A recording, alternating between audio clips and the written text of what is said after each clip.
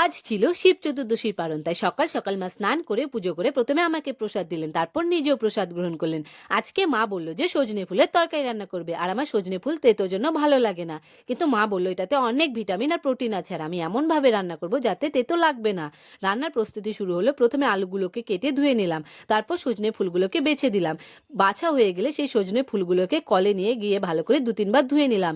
এরপর একটি কড়াইয়ে লবণ আর হালকা জল দিয়ে সজনে ফুলটাকে ভাপিয়ে ছেঁকে নিলাম। তারপর কড়াইয়ে তেল দিয়ে শুকনো লঙ্কা, জিরা আর বড়ি ফোড়ন দিয়ে আলু আর মটরশুঁটি দিয়ে দিলেন। আলুগুলো ভাজা হয়ে গেলে তুলে নিলেন।